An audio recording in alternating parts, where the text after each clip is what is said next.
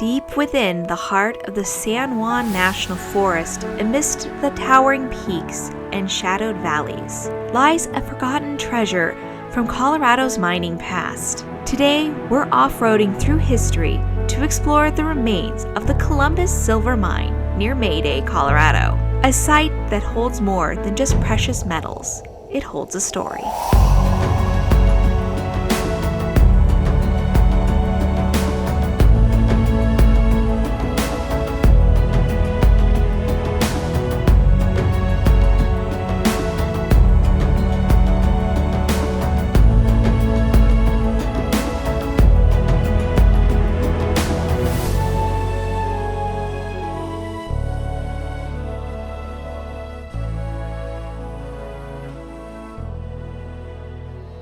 We are exploring around the Durango area today, and we decided to go and take a look at what is called the Cumberland Mine. Yes. And it is up around 10,000, 11,000 feet from what I can find online.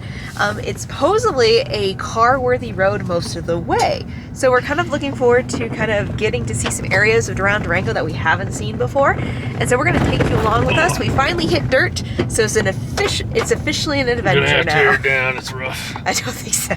I hit bumps. I don't think so. I think you'll survive, Dave. We'll see Got if this. it gets any rougher. It's true, we might have to air down. We'll see.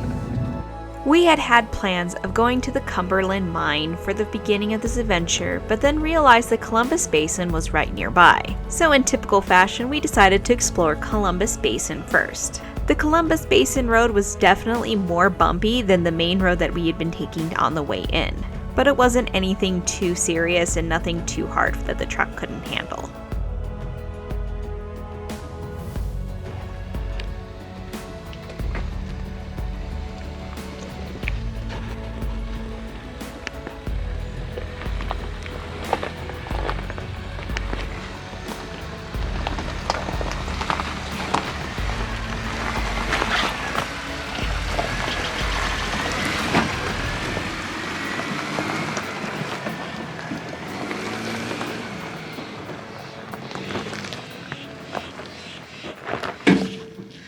Oop, you flipped a rock up. Bird has got kind of your tire away from it because it hit the shock.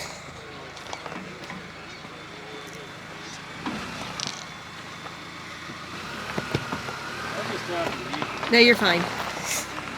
No, it popped up and it was on the shock.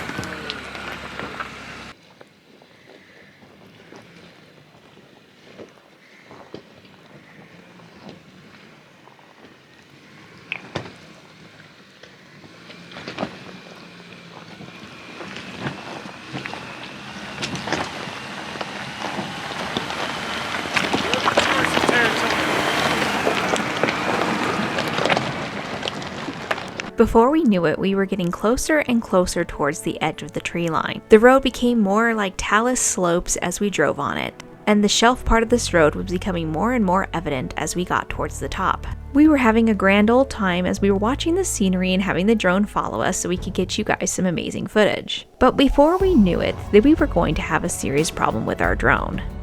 As we rounded this corner, all of a sudden, everything went wrong. Before I knew it, I had lost connection to our drone, and it was heading straight towards the only bank of trees left at this level of elevation. So quickly, I ran out of the truck with Everett to see if we could recover the drone before it would crash. I thought that maybe if we started to go forward and that maybe we might have recovered the drone without any incident. But oh boy, I was wrong, because before you knew it, bang, that's when it happened. The drone decided not to listen and go backwards right into the tree we were trying to avoid. Lucky for us, Everett was able to climb down and recover it. After a quick recovery, we reached the top. Yeah, I crashed the drone, or Everett had to go retrieve it because he's a mountain goat, and he wanted to. So we think it'll fly again, but we'll see.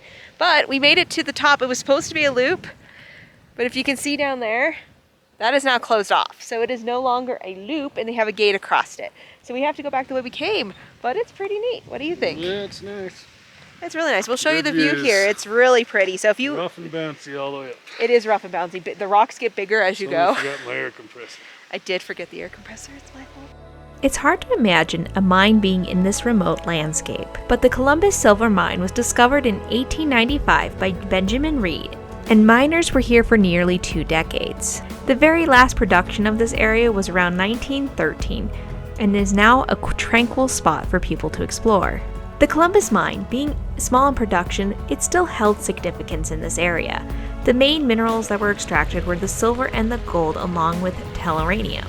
The miners at this site were deep underground, carving out shafts as deep as 300 feet, and the veins were up to 60 feet wide. The top of this pass that we're on here, or I guess like the loop, there is some old mining equipment, and so we're kind of hiking over that direction to check it out.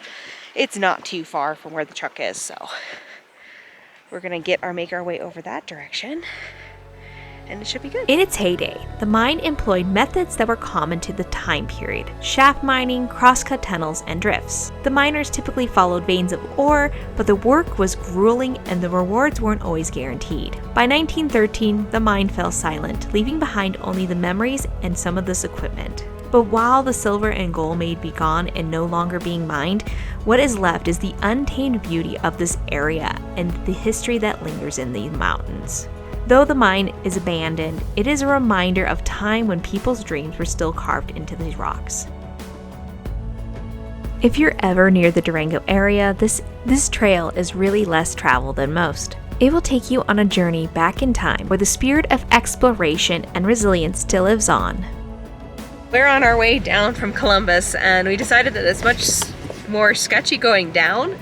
Just it feels that way. It's probably the same, but it feels much more sketchy going down because he's on the inside now where he can't see the edge. And so as a driver, I would imagine that's probably a little more nerve-wracking not knowing where your edge is. Not sketchy, just different. So it's actually pretty wide up here, like for full size, obviously, because that's where we're in. It's got a lot of rolly rocks, so that's the part you have to be mindful of, is that there could be a boulder in the way eventually, things like that. But overall, the Columbus Mine was pretty neat to actually go look at. Yeah, so we're gonna finish going down the way we came in since the loop is closed, and then we're gonna go over to a Cumberland Mine is where we're headed to next.